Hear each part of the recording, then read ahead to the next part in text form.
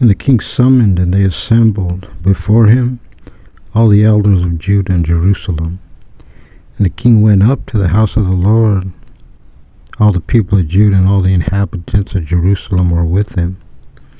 And the priests and the prophets and all the people from small to great. And he read within their hearing all the words of the scroll of the covenant that was found in the house of the Lord.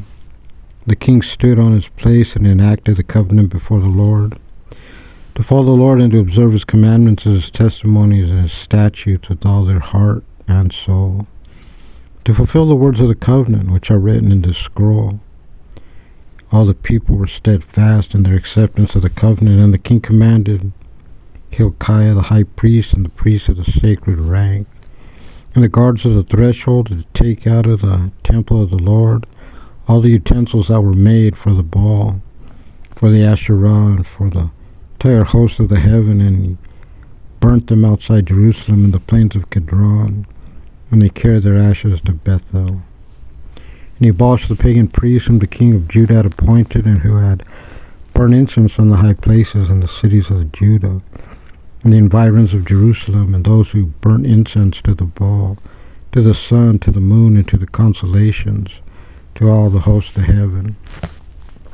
He took the Asherah out of the house of the Lord to the outside Jerusalem, to the Kidron Valley, and he burned it in the Kidron Valley, and he pulverized it into dust, and he threw its dust to the graves of the members of the people.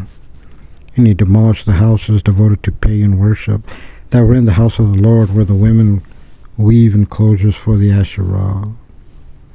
And he brought all the priests from the cities of Judah, and he defiled the high places where the priests had burned incense, from Gabah as far as Beersheba.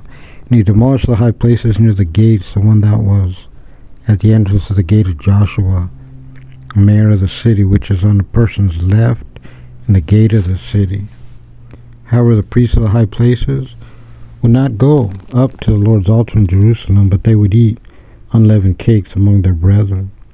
And he defiled the Topheth, which was in the valley of Ben-Hammon, so that no man would pass his son or his daughter in the fire to the Molech. And he abolished the horses that the kings of Judah had dedicated to the sun for the entrance of the house of the Lord until the chamber of Nathan-Melech, the eunuch who was in the outskirts, and he burnt the sun chariots with fire. And the altars that were on the roof of Ahaz's upper chamber, which the kings of Judah had made, and the altars that Manasseh had made in the two courts of the house of the Lord, the king demolished, and he hurriedly removed them from there and threw their dust in the Kidron Valley, and the high places that were before Jerusalem, that were on the right of the mount of the destroyer, which Solomon king of Israel had built for Ashtoreth, the abomination of the Sidonians, and Chemosh, the abomination of Moab, and for Milcom, the abomination of the children of Ammon, did the king defile. And he broke down the monuments and cut down the Asherim, and filled their place with human bones. And also the altar that was in Bethel, the high places that Jeroboam the son of Nebat, who caused Israel to sin, had made, also that altar and the high place he demolished. And he burnt the high place, he pulverized it, and burnt the Asherah. And Josiah turned and saw the graves that were there on the mount, and he sent and took their bones out of the graves, and he burned them on the altar, and defiled it according to the word of the Lord that the man of God had called, who had called out these words. And he said, "What is this marker that I see?" And the people of the city said to him, "The grave of the man of God who came from Judah and called out these things that you did on the altar of Bethel." And he said, "Let him be, let no one move his bones." And they spared his bones and the bones of the prophet who came into Samaria, and also all the temples of the high places that were in the cities of Samaria that the kings of Israel had made in order to anger Josiah, removed, and he did to them like all the deeds he had done in Bethel. And he slaughtered all the priests of the high places who were there on the altars, and he burnt human bones upon them, and he returned to Jerusalem. And the king commanded all the people, saying, Perform a Passover sacrifice to the Lord your God, as it is written in the scroll of the covenant. For such a Passover sacrifice had not been performed since the time of the judges who judged Israel in all the days of the kings of Israel and the kings of Judah. Except in the 18th year of King Josiah, this Passover sacrifice was performed to the Lord in Jerusalem. And alas, the necromancers and those who divine by the Jeroboam and the teraphim and their idols and all the abominations that were seen in the land of Judah and Jerusalem, Josiah abolished, in order to fulfill the words of the Torah, which were written in the scroll that Hilkiah the priest had found in the house of the Lord.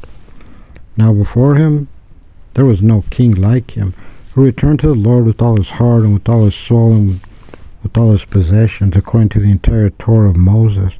And after him no one arose.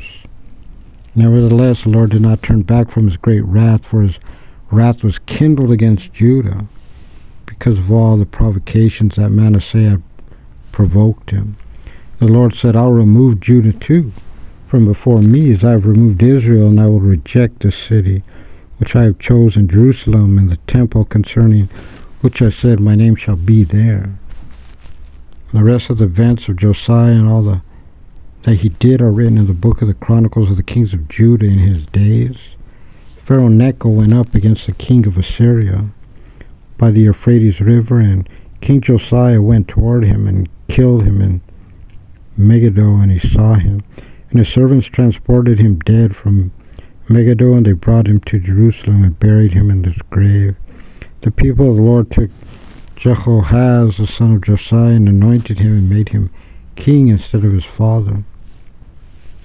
Jehoahaz was 23 years old when he became king, and he reigned 3 months in Jerusalem, and his mother's name was Hamutal, the daughter of Jeremiah of Libnah.